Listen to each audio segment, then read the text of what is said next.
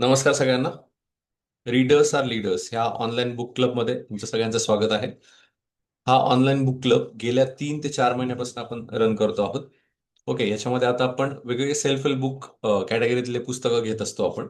जसं atomic habit झालं, the secret झालं, 5 M club by Robin Sharma अजून पुढे आपल्याला घ्यायचं आहे. त्याच्यानंतर the power of your subconscious mind, Joseph Murphy यांनी लिहिलेलं पुस्तक. असे बरेचसे पुस्तक आपण आतापर्यंत कव्हर केले. आणि आता जे पुस्तक आपलं चालू आहे ते म्हणजे the 7 habit of highly effective people which is written by Stephen Covey. तर स्टेफन कोवे यांनी हे पुस्तक खूप छान लिहिलंय. यातल्या 3 सवयी आपण ऑलरेडी कव्हर केल्यात आणि आता ही 4थी सवय आपण बघतोय. याच्यामध्ये फार डीप मध्ये न जाता ज्या महत्वाच्या गोष्टी आहे, म्हणजे बरेच उदाहरण त्यांनी दिलेत, बरेच कॉम्प्लिकेशन्स त्यांनी केलंय. पण बऱ्याच वेळेस काय होतं की ह्या कॉम्प्लिकेशन्स मध्ये महत्वाच्या गोष्टी राहून जातात. म्हणजे टेक अवेच्या वेळेमध्ये. तर त्यामुळे मी डायरेक्टली त्या 4 गोष्टी ज्या महत्वाच्या आपल्याला टेक अवे तिथूनच सुरुवात करणार आहे. आणि त्या आपल्याला प्रकर्षाने समजून घ्यायच्या आहे आणि त्यानुसार आपल्याला थोडं आपलं आत्मपरीक्षण करायचं आहे. असा हा चॅप्टर आहे. ओके, म्हणजे थोडं आत्मपरीक्षण करणाराच हा चॅप्टर आहे. चॅप्टरचं नाव आहे थिंक विन विन. ओके. तर स्टीफन कवी यांनी जेव्हा चॅप्टर लिहिला आणि त्यांचं जे म्हणणं आहे त्यांनी पूर्ण वेगळ्या याच्यातनं मांडलेलंच आहे. पण जेव्हा मी हा चॅप्टरचं नाव वाचलं तेव्हा मला असं वाटलं की यार, थिंक विन विन म्हणजे द सिक्रेटमध्ये जसं सांगितलंय रोंडा बर्न यांनी, की प्रत्येक गोष्ट एक खूप चांगलीच घडते असा सारखा विचार करा. तुम्हाला कोणाचा फोन येत असेल तरी असा विचार करा की अरे, मला काहीतरी गुड न्यूज साठीच फोन येतोय. किंवा whatever the things going to happen, खूप छान घडणार आहे असाच विचार करा. अशा कॉन्टेस्ट मधलं असेल असं मला वाटलं होतं की थिंक विन विन, प्रत्येक वेळेस आपण जिंकतो आहोत असाच विचार करा. काहीतरी चांगलं घडतंय असाच विचार करा, असं मला वाटलं. पण मी जेव्हा नेमका पूर्ण चॅप्टर वाचला तर मला कळलं की त्यांचं म्हणणं त्याच्याही पलीकडे आहे. ओके. तर मग ते काय आहे त्यात आपल्याला समजून घ्यायचं आहे. तर हे सुरू असताना, म्हणजे सुरू करताना चॅप्टरचा जो मेन कॉन्टेंट आहे सुरू करण्याच्या आधी मी तुम्हाला 4 प्रकारच्या माणसांचं उदाहरण देतो. म्हणजे आपण 4 प्रकारची, त्याच्यापेक्षा जास्त असू शकतील, पण साधारण आपण 4 प्रकारचे माणसं असतो. म्हणजे चार स्वभावाची माणसं असतो. त्यातला पहिला स्वभाव असा असतो. आता हे मनशक्ती रिसर्च सेंटरमध्ये काही या 4 प्रकारच्या माणसांचं मी वाचनात आलं होतं, तो कॉन्टेस्ट घेतोय. त्याच्यानंतर मग स्टीफन कवी यांच्या याला आपण ते लिंक करणार आहोत. तर पहिला प्रकार जो असतो माणसाचा तो असा असतो की मला एखादी गोष्ट हवी आहे. ओके. आणि मला ती गोष्ट हवी असताना ती गोष्ट पहिले मला मिळावी. ओके. आणि मला मिळाल्यानंतर मग दुसऱ्याला मिळावी. म्हणजेच काय, की आधी माझं चांगलं झालं पाहिजे. ओके. आणि माझं एकदा चांगलं झालं तर मग दुसऱ्याचं चांगलं व्हायला पाहिजे. किंवा दुसऱ्याचं चांगलं झालं तरी चालेल, पण पहिले माझं चांगलं व्हायला पाहिजे. अशा एका कॅटेगरीतला माणूस आहे. ओके. म्हणजे हा एक प्रकार आहे की आधी माझं चांगलं आणि मग मी दुसऱ्याचं चांगलं करेल किंवा मग दुसऱ्याचं चांगलं व्हावं. दिस इज द फर्स्ट पॉईंट. त्याचा दुसरा जो मुद्दा आहे, दुसरा प्रकारचा माणूस आहे, तो काय म्हणतो? तो असं म्हणतो की पहिले दुसऱ्याचं वाटोळं झालं तरी चालेल, पण माझं चांगलं झालं पाहिजे. म्हणजे बघा, पहिल्या कॅटेगरीमध्ये माझं चांगलं, दुसऱ्याचं नंतर, माझ्या नंतर. दुसऱ्या कॅटेगरीमध्ये असं म्हणतो की माझं नाही, दुसऱ्याचं, सॉरी मी चुकीचं थोडं सांगितलं. परत एकदा सांगतोय. पहिली कॅटेगरीतला जो माणूस आहे तो असं सांगतो की माझं चांगलं झालं पाहिजे आणि मग दुसऱ्याचं चांगलं झालं तरी मला हरकत नाही. दुसऱ्या कॅटेगरीतला माणूस असं म्हणतोय की माझं वाटोळं झालं चालेल, पण दुसऱ्याचं पण वाटोळंच व्हायला पाहिजे. हा दुसऱ्या कॅटेगरीतला माणूस म्हणतोय. म्हणजे माझं चांगलं झालं न झालं मला त्याशी काही घेणं देणं नाही, पण माझं वाटोळं जर होत असेल, ओके, तर चालेल मला, पण दुसऱ्याचं पण वाटोळंच झालं पाहिजे. हा दुसऱ्या कंडिशनचा माणूस आहे. तिसरं असं म्हणतोय की माझं वाटोळं झालं तरी चालेल, पण दुसऱ्याचं चांगलं झालं पाहिजे. हा तिसऱ्या कॅटेगरीतला आहे, की मला थोडासा लॉस सहन करावा लागला चालेल, पण दुसऱ्याचं खूप चांगलं झालं पाहिजे. हा तिसऱ्या कॅटेगरीतला. आणि चौथ्या कॅटेगरीतला माणूस असं म्हणतोय, की माझं चांगलं झालं पाहिजे आणि दुसऱ्याचं पण चांगलं झालं पाहिजे. तर आपण कुठल्या कॅटेगरी मधले आहोत हे आपण विचार करायला पाहिजे. की माझं चांगलं झालं पाहिजे, दुसऱ्याचंही चांगलं झालं पाहिजे. हा एक माणूस म्हणतोय. एक म्हणतोय, की माझं वाटोळं झालं तरी चालेल, पण दुसऱ्याचं आधी चांगलं झालं पाहिजे. म्हणजे आधी दुसऱ्याचं चांगलं होऊ दे, मग माझं चांगलं झालं तरी चालेल. पण त्यासाठी पहिले माझं वाटोळं झालं तरी मी तयार आहे. तिसऱ्या कॅटेगरीतला म्हणतोय की माझं चांगलं झालं पाहिजे, मग मी विचार करेल दुसऱ्याचं चांगलं करायचं का नाही, किंवा माझ्या नंतर दुसऱ्याचं चांगलं झालं पाहिजे. आणि शेवटच्या कॅटेगरीतला माणूस म्हणतोय की माझं वाटोळ झालं तरी चालेल, पण दुसऱ्याचं वाटोळच झालं पाहिजे. मग तुम्ही म्हणाल ह्या चार कॅटेगरी मी इथे का सांगतोय, कारण ह्याच धर्तीवरच्या चार कॅटेगरी स्टीवन कवे यांनी आता पुढे आपल्याला सांगितल्या. ओके, मग त्याच्यामध्ये त्यांनी तो शब्द वापरला, थिंक विन विन. तर हा विन विन एक फॉर्म्युला त्यांनी सांगितलाय, win win. Okay, win is not for only me, but win only it also for you. म्हणून त्यांनी विन विन वापरले, नुसतं थिंक विन नाही म्हटलेलं, थिंक विन विन. म्हणजे it is from both side, मग दोन्ही साईडला त्यांनी विन विन म्हणतात, की मला विन आहे तसं तुम्हालाही विन आहे. तर बघा आता सुरुवात करतोय आपण. ही सगळी पार्श्वभूमी होती, त्यामुळे मला ते थोडंसं जरा जास्त सांगावं लागेल. तर स्टार्टिंगला जे आपण 3 चॅप्टर बघितले, जर तुम्ही नीट हा चार्ट दिलाय ना, त्या चार्ट मध्ये बघितलं तर त्यांनी खालचा जो चार्ट, म्हणजे त्या सर्कलच्या मध्ये जो खालचा जो ट्रायंगल दिलाय, त्याच्यामध्ये प्रायव्हेट विक्ट्री म्हटलंय. प्रायव्हेट विक्ट्री म्हणजे ह्या सेल्फ डिसिप्लिनचे ची गोष्ट आहे ती. त्याच्यामध्ये आपल्याला आपण दुसऱ्या कोणावर डिपेंड नाही, आपल्यालाच आपली सुरुवात करायची, आपल्यालाच आपलं विजन डिफाईन करायचंय, आपणच प्रोएक्टिव्ह राहायचंय, आणि आपणच थिंक फर्स्ट अशा प्रायोरिटी देऊन कामाला सुरुवात करायची. म्हणजे ते आपल्या पुरतं होतं, आपण कोणावर डिपेंड नव्हतो. मग हे पहिल्या 3 जे हॅबिट झाल्या त्या फक्त स्वतःवरच्या होत्या. आता ह्या चॅप्टरमध्ये चौथ्या ह्याच्यामध्ये त्यांनी जो भाग सांगितलाय तो इंटरडिपेंडंट आहे, म्हणजे लोकांवर डिपेंड आहे. आणि तिथे आपण समाजामध्ये राहणार आहोत, आणि समाजामध्ये आपलं जे काही यश अपयश हे समाजावर डिपेंड असतं. आणि या समाजावर आपण ह्या समाजाशी कसं वागतो, आपण आपल्या कलिग यांच्याशी कसं वागतो, सगळ्यांशी कसं वागतो, त्यावर आपलं जो काही अ, विजय असतो किंवा हार असते ही डिपेंड असते. त्यामुळे आता हा करताना त्यांनी जी हॅबिट आता आपल्याला सांगतात ते असं सांगतात की effective interdependence can independent interdependence can only be build on a true independence. म्हणजे आता हे सगळं जे इंडिपेंडन्स इंटरडिपेंडन्स आहे ते ऍक्च्युली सेल्फ डिसिप्लिनवर तर अवलंबून आहेच. ओके, पण त्यातले काही फॉर्म्युलेज ते आपल्याला सांगतात. त्यापैकी पहिला फॉर्म्युला सांगितला, थिंक विन विन. त्याच्यावरचाच हा चॅप्टर आहे. तर आता हा चॅप्टर सुरू करताना त्यांनी आपल्याला एकूण 6 कॅटेगरी सांगितल्या. हा स्कोर आहे ह्या चॅप्टरचा. ह्या 6 कॅटेगरी आपल्याला सांगितल्या, त्या आपल्याला नीट समजून घ्यायच्या. तर ते असं म्हणतात की आपल्या या ह्युमन इंटरॅक्शन्स असतात, या 6 कॅटेगरीजवर डिपेंड असतात. आणि ही 6 कॅटेगरीमध्ये आपण कुठल्या कॅटेगरीत मोडतो हे आपण थोडं आत्मचिंतन केलं पाहिजे. ओके, तर आता पहिली कॅटेगरी त्यांनी सांगितली की विन विन. ओके, त्यात त्यांनी सांगितलंय the ideal mutual benefit. Life is cooperative, not competitive. Your success is not at my expense. Both parties feel good and committed. The third alternative, not your way or my way, but a better way. Okay, तर ही जी category आहे win win, याच्याविषयी मी थोड्या 2 मिनिटांनंतर बोलतो. त्याच्या आधी पहिली category आपण, मी ऍज अ सच सांगतो की पहिली कॅटेगरी बघूया आपण, विन ऑब्लिक लॉस. म्हणजे विन लॉस ही कॅटेगरी, त्याच्यामध्ये ते असं सांगतात की तो मनुष्य म्हणत असतो की माझा विजय झाला पाहिजे, आणि त्यासाठी दुसऱ्या कोणाची तरी हार झाली पाहिजे. जसं जीवनगीतेमध्ये जर तुम्ही पहिल्या अध्यायात जर बघितलं, तर अर्जुनाने खूप मोठा प्रश्न श्रीकृष्णाला विचारला होता. आणि त्याच्यामध्ये श्रीकृष्णाला तो विचारतो की नाही का, ठीक आहे, आय नो दॅट की मी जिंकणार आहे. ओके, मी जिंकणारच आहे, मला माहिती आहे की मी एकदा हातात शस्त्र घेतलं, धनुष्य घेतलं, तर मी सगळ्यांना हरवणारच आहे. पण मी जिंकणार म्हणजे कोणीतरी हारणार. ओके, आणि कोणीतरी हारणार म्हणजे ते दुःख आहे ना. तर मी माझ्याच बांधवांना का दुःखी ठेवू, किंवा मला नाही वाटत मी जिंकून कोणाला तरी हरवावं. ओके, तर मग श्रीकृष्णाने जे काही सांगितलं ते गीतेमध्ये तुम्ही वाचलं असेल किंवा ऐकलं असेल, की कर्तव्य म्हणून तुला लढावं लागेल, आणि तू जिंकतोयस म्हणजे कोणीतरी हरणार आहे. ओके, हे त्या लेवलपर्यंत ते खूपच छान आहे, ते बरोबरच त्यांचा सगळा संवाद चाललेला आहे. पण एवढ्या उच्च कोटीचा प्रश्न अर्जुनाने श्रीकृष्णाला विचारला की मी सुखात असताना बाकीचे दुःखात जातील, मग ते सुख माझ्या काय कामाचं. ओके, आणि मग रेस्ट इज अ हिस्ट्री. त्याच्यामध्ये खूप छान लॉजिकली त्यांनी उत्तरं दिलेत जीवनगीतेमध्ये.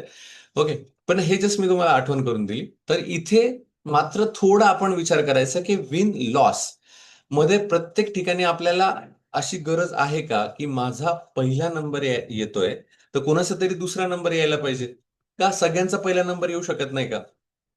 द 10X रूल नावाचं पुस्तक आहे, ग्रँड कॉर्डन यांनी लिहिलेलं, आणि खूप छान पुस्तक आहे. आणि मी तर सगळ्यांना जे व्यवसायामध्ये आहेत, त्यांना तर मी नक्की रिकमेंड करेल की त्यांनी द 10x रूल हे पुस्तक नक्की वाचा. त्याच्यामध्ये त्यांनी सांगितलंय की ग्रँड गॉर्डन असं म्हणतो की आपण असं का सीमित धरतो की एकच जण श्रीमंत होऊ शकतो. ओके, आपण असं म्हणूया ना की मला श्रीमंत व्हायचंय, त्यापेक्षा आम्हाला श्रीमंत व्हायचं, आपण सगळे मिळून सुद्धा सगळे श्रीमंत होऊ शकतो. आपण सगळे मिळून सुद्धा यश मिळू शकतो. यश म्हणजे एकच अशी किंवा किंवा त्याला स्कॅरसिटी म्हणजे खूप कमतरता आहे असं का वागतो आपण. ओके, तर असा जी थॉट प्रोसेस आपली लहानपणापासून झाली ती कुठेतरी थांबवायला पाहिजे. आपण बऱ्याच वेळेस छोटासा विचार करतो, अरे नाही मग एवढं एवढंच होईल, मग मला पैसे मिळाले तर मग त्यांना नाही मिळाले पाहिजे, किंवा मला मिळाले पाहिजे तर त्यांना त्यांना थोडे कमी मिळाले पाहिजे, किंवा मग मी माझ्या ऑफिसमध्ये माझी बढती झाली पाहिजे तर दुसऱ्याची बढती नाही झाली पाहिजे. Why we should not think की सगळ्यांचीच इन्क्रीमेंट झाली पाहिजे. तर हा एक त्यांनी सांगितलाय की I win you lose uses position, power, credential to dominate. Deeply scripted from the birth, family comparisons, grades, sports, and short-term gains, long-term relationship damage. याच्यामध्ये मग घरामध्ये पण अशा गोष्टी असतात की माझंच ऐकलं पाहिजे, दुसऱ्याचं ऐकलंच नाही पाहिजे, मी म्हणेल त्याच पद्धतीने झालं पाहिजे, आणि तू बढतीच बाजू घेतली पाहिजे. ह्या बाजूनेच आपण बोलत असतो. आणि हा जो एक त्यांनी सांगितलाय क्रायटेरिया, हा विन लॉस प्रकारामध्ये मोडतो. ओके. आता दुसरा प्रकार ते सांगतायत की लॉस विन. आता लॉस विन मध्ये त्यांनी काय सांगितलं की एक माणूस काय करतो की दुसऱ्याच्या प्रायोरिटीनुसार स्वतःला थांबवून घेतो. म्हणजे फॉर एक्झाम्पल एकाने सांगितलं, अरे तू कॉम्प्युटरवर काम करतोय का, जरा थांब, मला खूप महत्वाचं आहे, तू नंतर कर, माझं काम महत्वाचं आहे, मी पहिले करतो. आता याचाही तेवढाच अधिकार त्या कम्प्युटरवर असतो, याचंही काम खूप महत्वाचं असतं. पण तो थोडा मनाचा मोठेपणा दाखवतो की अरे नाही, ठीक आहे, याला करायचंय ना, करू द्या, मी माझं मी नंतर करून घेईल, किंवा मी थोड्या वेळानंतर करेल, किंवा नाही झालं तर नाही झालं, माझा लॉस होईल पण याचं काम करू द्या. मग अशा वेळेस तुम्ही कुठल्या अप्रोचमध्ये जाताय, लूज वेन किंवा लॉस वेन. ओके, मग याच्यामध्ये काय होतं की जो प्रत्येक वेळेस पडती बाजू घेतो ना, तर त्यांनी सांगितलंय की त्याला मग हेल्थ इफेक्ट पण खूप होतात, कारण तो मनातनं प्रत्येक वेळेस त्याचं खच्चीकरण होत असतं की अरे मला याचं ऐकावं लागलं, मला हार घ्यावी लागली. मग याला बाकीचे पण काही म्हणजे म्हणतो ना आपण शारीरिक काही आजार होतात असं त्यांनी दिलंय, म्हणून मी फक्त हा उच्चारण केलं. तर ते सांगताय की लूज विन मध्ये go ahead, have your way, quick to please or appease, buried feeling surface resurfaces as resentment, psychosomatic illness, rage. म्हणजे मग असे लोक जे असतात ना, ते मनातून खूप चिडचिडे असतात. म्हणजे त्यांनी पुढच्याला सांगितलं, स्वतः हार पत्करली आणि पुढच्याला सांगितलं तू जा, मग पण मग ते स्वतःच खूप चिडचिडे होऊन जातात, किंवा त्यांना सायकोसोमॅटिक इलनेस होतो, म्हणजे थोडा आजार तो असतो. त्याचबरोबर निराशा येते. निराशा की माझ्याच बाबतीत का, मीच प्रत्येक वेळेस ऍडजस्ट का करायचं. ओके, अशा पद्धतीची पण त्यांची चिडचिड व्हायला लागते. Suppress emotion, poison future interactions. आणि मग त्यांचं ते एक तर ते बोलत नाही पुढच्याला, तो मे बी डॉमिनंट असतो. ओके, तर मग अशा वेळेस काय होतं की त्या भावना दडून जातात, खूप खूप दाबून राहतात. आणि मग एक कधीतरी उफळतात, मग खूप भांडण होतं. किंवा असंही होतं की तो माणूस मग त्याच्याशी बोलण्याचंच थोडंसं अवॉइड करतो, की हा डॉमिनेट करतो का, मग मला बोलायचंच नाही. तर हा सुद्धा एक मुद्दा आहे की लूज विन कॅटेगरी मधला. आता दोन कॅटेगरी मी तुम्हाला सांगितल्या. First, win loss. ओके, की तुम्ही डायरेक्ट पुढच्याला सांगताय मी म्हणेल तसंच करायचं, चल उठ मला बसू दे. ओके, तर हे विन लॉस मध्ये झालं. दुसरं लूज अँड विन, की तुम्हीच जागा दिली, हे बाबा तुला करायचं आणि तू कर, मी थांबतो. तिसऱ्यानंतर लूज लूज. लूज लूजचा तर प्रकार खूपच भयानक आहे.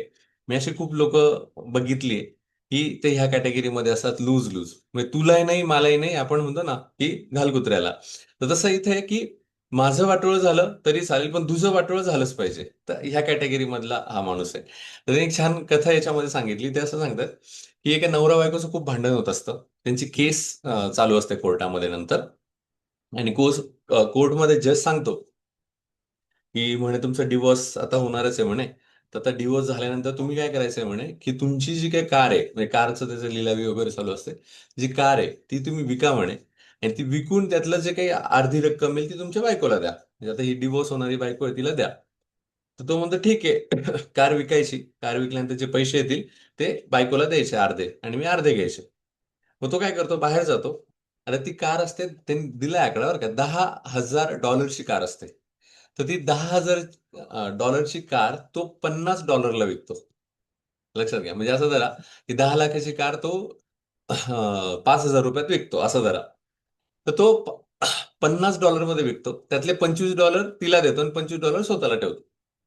मग नंतर मग परत भांडणं होतात, परत ती ह्या गोष्टी होतात. तो म्हणतो नाही, दिस इज माय वे, की मला कितीला विकायची असं थोडी कोर्टाने सांगितलं होतं. कोर्टाने एवढंच सांगितलं होतं की विका, त्यातले जे पैसे येतील ते हाफ हाफ घ्या. तसं मी विकली, माझं मर्जी आहे ना, मला $10,000 नाही विकायची, मला $50 विकायची. म्हणजे मला तुझ्याशी बदला घ्यायचा, मी घेईलच. ओके, आणि माझं वाटोळं होणार आहे, कारण त्याचा किती लॉस झाला, त्याचाही बराच लॉस झाला. तो म्हणे, माझा लॉस झाला चालेल म्हणे, पण तुझा पण लॉस मला करायचाच होता, मी त्यामुळे मी असं केलं. तर ह्याही कॅटेगरी मधली लोक असतात.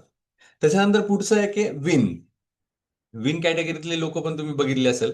बऱ्याच वेळेस असं म्हटलं जातं,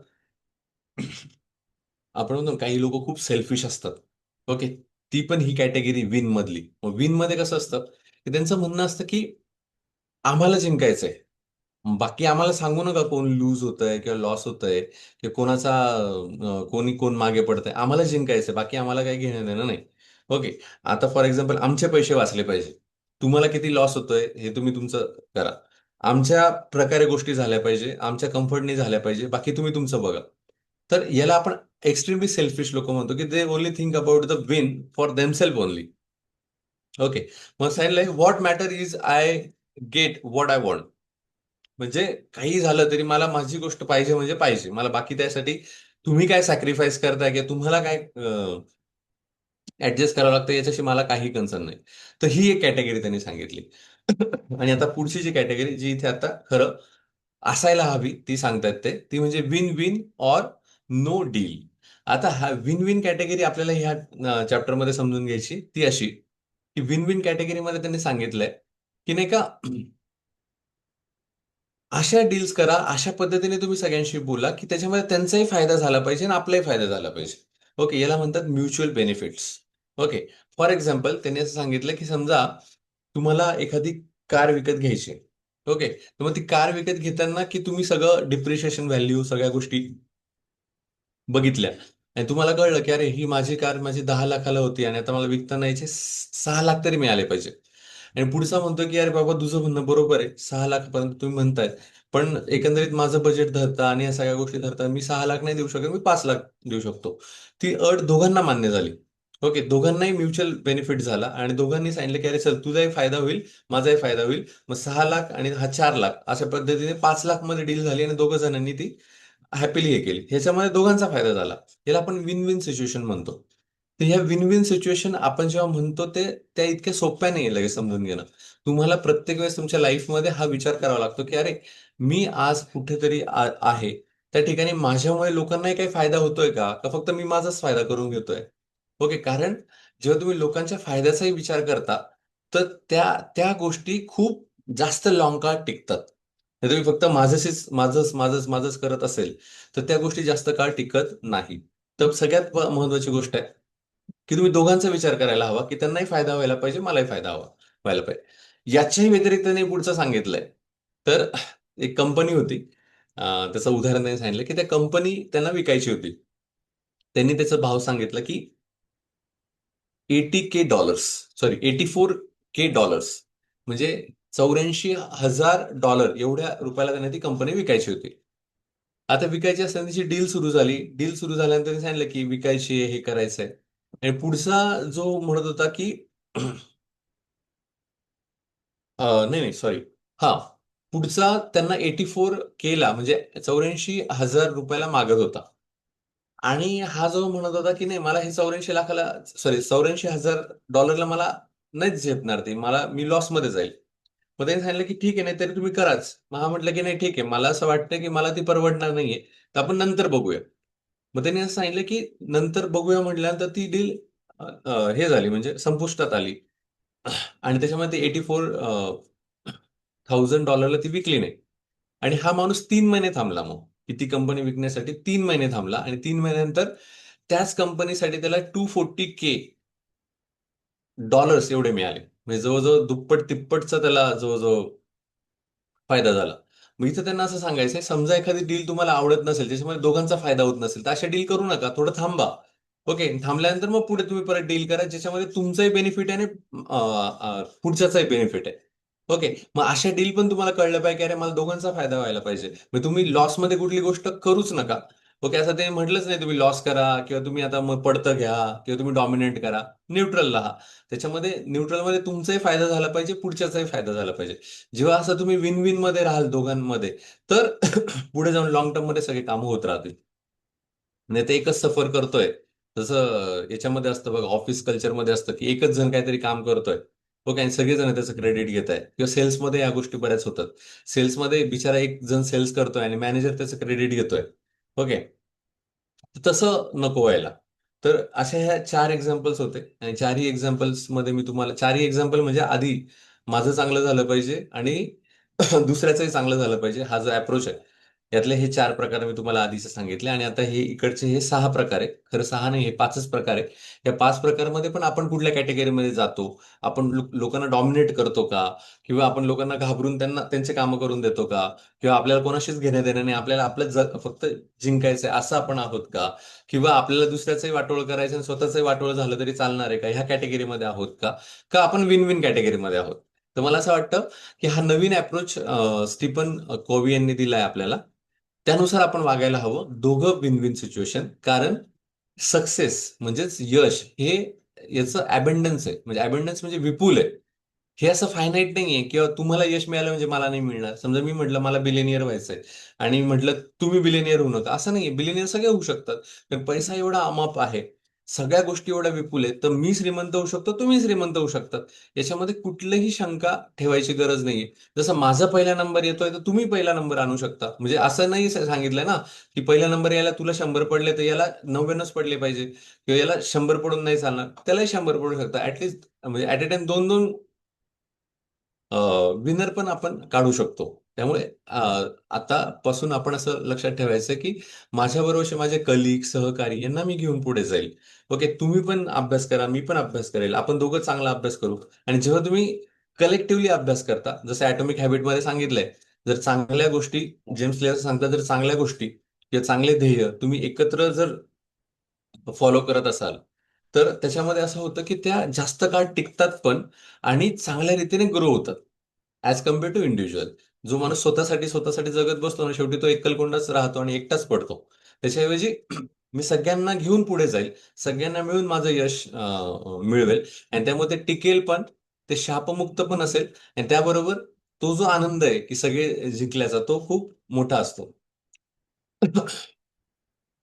त्याच्यानंतर हे मेंटॅलिटीचं त्यांनी सांगितलंय की स्कॅरसिटी मेंटॅलिटी आणि अबंडन्स मेंटॅलिटी हा तोच प्रकार आहे.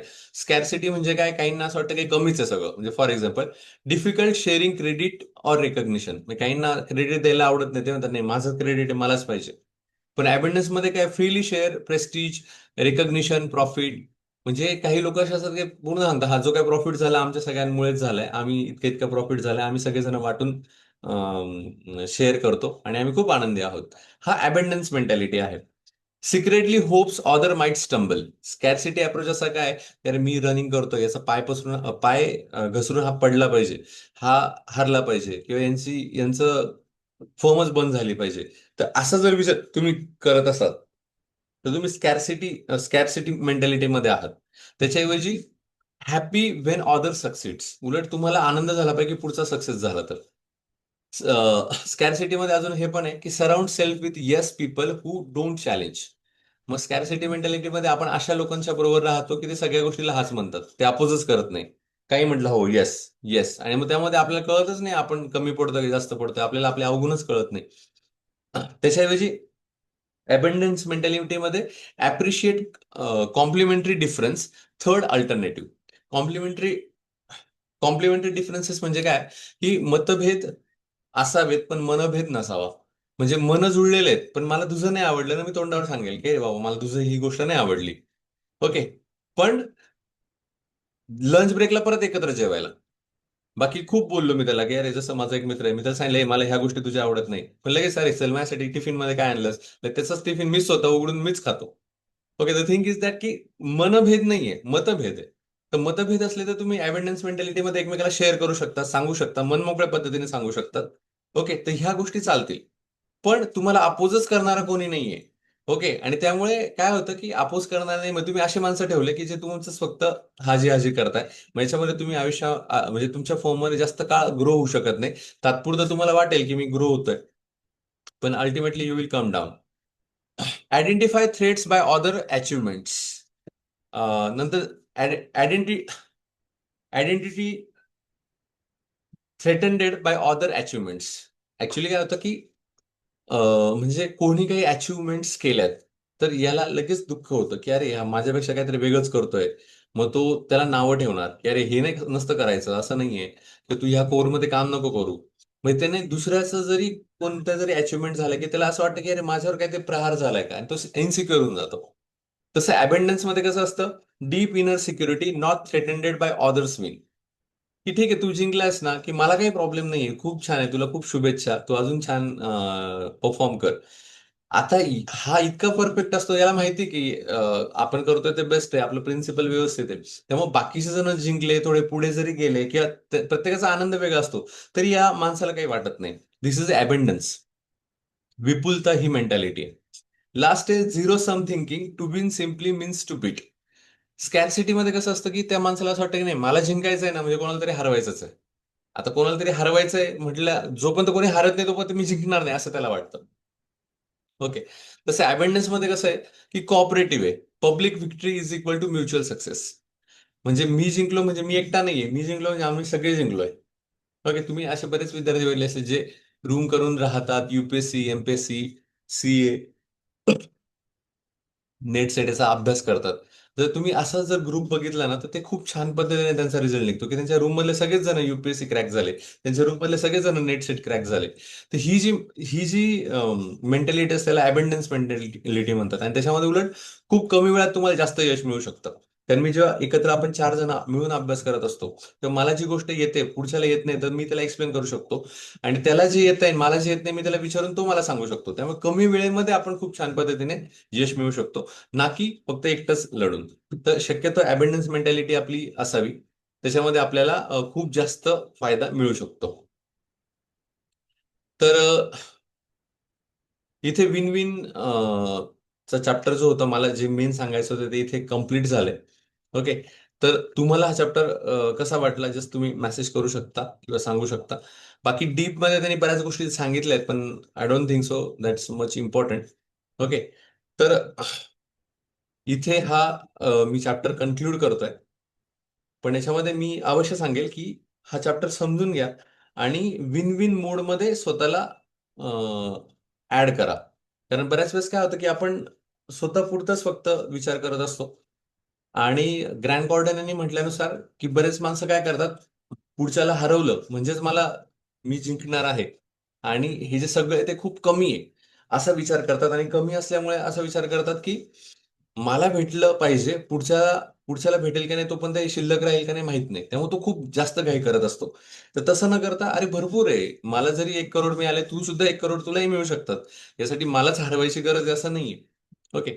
आता याच्यामध्ये फक्त तुमचा एक शंका असू शकते जी मी इनिशियली तुम्हाला सांगितली, की जीवनगीतेमध्ये पहिल्या पाठामध्ये श्रीकृष्णाला जेव्हा अर्जुनाने विचारलं की मी जिंकणार हे मला माहितीये, माझा पहिला नंबर येणार आहे मला माहितीये, पण माझा पहिला नंबर येणार याचा अर्थ दुसऱ्याचा कोणाचा तरी दुसरा नंबर येणार आहे. मग त्या दुसऱ्या नंबर येणाऱ्याला दुःख होईल, आणि त्या दुःखाचा वाटेकरू मी असेल की माझ्यामुळे त्याचा दुसरा नंबर आला ना, तर ते ते दुःख मी का घेऊ. तर ते मला असं वाटतं की ते दुःख नको घ्यायला, किंवा मी दुसऱ्याला हरवायला नको. मग तुम्ही इथे म्हणाल की सर इथे तर मग अर्जुन म्हणतोय की, किंवा तुम्हाला माहितीये पुढे अर्जुनाने हरवलंच त्यांना. मग हे तर काय झालं, हे तर याच्यामध्ये दोघं कसं जिंकू शकत होते. तर इथे जीवनगीतेमध्ये हा थोडा पॉइंट वेगळा आहे. जीवनगीतेमध्ये त्यांनी असं सांगितलंय, इथे हार जीतचा प्रश्न नव्हता, इथे पुढच्याला त्याने जे केलेल्या चुका त्याची शिक्षा देणं यासाठी अर्जुनाने प्रत्युत्तर देणं आवश्यक होतं. म्हणजे पहिला जो धक्का दिला तो कौरवांनी दिला. ते चुकीच्या पद्धतीने वागले, मग त्यांना अनुशासन म्हणून काय करता येईल, तर यासाठी युद्ध हा पर्याय होता, आणि त्यातनं त्यांना ठार मारणं किंवा त्यांना शिक्षा देणं यासाठी ते युद्ध अपेक्षित होतं. ओके. म्हणजे त्याचा हेतू वेगळा होता. नाही तर तुम्ही म्हणाल मग इथे तर जीवनगीतेमध्ये असं सांगितलंय, तर हा थोडा मुद्दा वेगळा आहे. तर इथे आपण आपल्या डे टू डे लाईफमध्ये लक्षात ठेवायचं आहे की आपल्याला विन विन या सिच्युएशन मध्ये नेहमी सतत राहायचंय. Anyone want to share something किंवा काही ऍड ऑन करायचंय, काही शंका विचारायच्या आहेत?